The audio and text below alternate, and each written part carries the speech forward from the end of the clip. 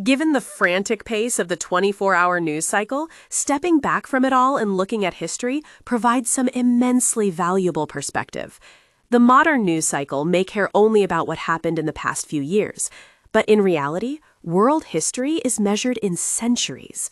First, there was the Roman Empire, then the Chinese, Mongol, and British empires, and now USA.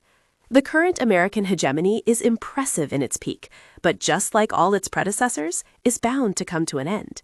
The coming century is going to be marked by a Chinese hegemony. It's not a question of if, it's a question of when. To anyone who thinks that today's America can continue to be the global superpower that it is, let's look at the facts. Our military and diplomatic power, while impressive, is built on a foundation of economic power. For the past 60 years, our economic power has come from one single fact. We are the largest developed nation in the world. With 330 million people, we dwarf the next closest developed nation, Japan, with a mere 125 million. But this is about to change. China is developing rapidly and will continue to do so. Even if their per capita income never matches that of America, it doesn't need to.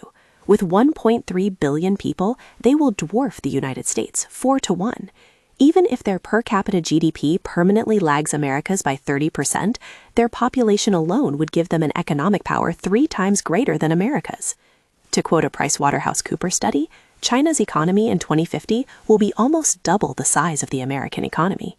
By the late 21st century, China will be to America what America is to Britain. And this economic superpower status will buy many things. With such massive economic power will come technological power, diplomatic power, and inevitably, military power. Short of America invading China before it can happen, a completely barbaric and preposterous idea, there's nothing we can do to stop China's rise.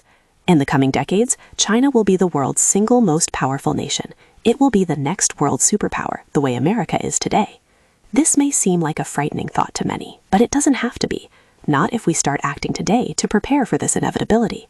The United States and its allies in America, Europe, Japan, and Korea combined will have populations and economic powers that match China's. India, an emerging democracy, also has a population that rivals China. Southeast Asia, a rapidly developing region with 600 million people, is also wary of Chinese imperialism and could serve as allies in a coalition to contain Chinese hegemony. On a global scale, China's population of 1.3 billion is still only 15% of the global population. Historically, coalitions like the ones described have been completely toothless in combating the warmongering of superpower nations, but this has always been by design. Such coalitions and partner international institutions have always been built by the world's leading superpower of the day and kept deliberately weak in order to ensure the continued immunity and privileges that the superpower enjoys. Consider, for example, America's attitude towards organizations like the UN. Smaller nations would like to see these organizations given dramatically more enforcement power in order to deter aggression from and the impunity enjoyed by larger countries. USA currently is completely opposed to any such measures, precisely because it would challenge that same impunity that it currently enjoys. When we invaded Iraq in violation of UN laws, we suffered no consequences from any international organization or coalition. When we were found to have been invading the privacy of every country in the world, even that of our allies' heads of state, we again suffered no consequences at all to speak of. Toothless international organizations serve American interests just fine, hence why they are toothless by design.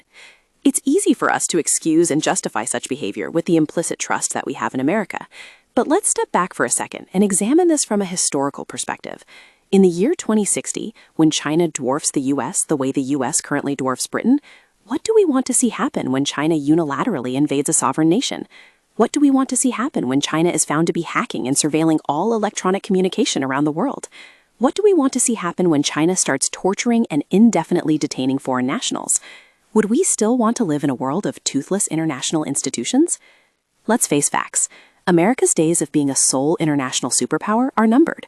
China is going to replace America as the world's leading superpower in the coming decades. As unpalatable as these facts might be, burying our heads in the sand does nothing to change it. But this doesn't mean that we have to be helpless. By acting now, we can start building international coalitions, organizations, and institutions with teeth. Institutions that can face up to any individual superpower and adequately punish them for misbehavior. Institutions powerful enough to deter and engender respect from any country in the world.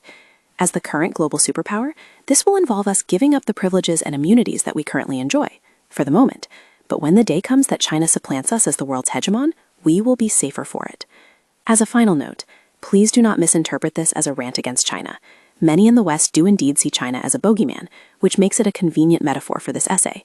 But in truth, we should be wary of any one country serving unilaterally as the world's policeman. If there's one thing to be learned from the Iraq War debacle, it is that no country can be trusted with absolute power.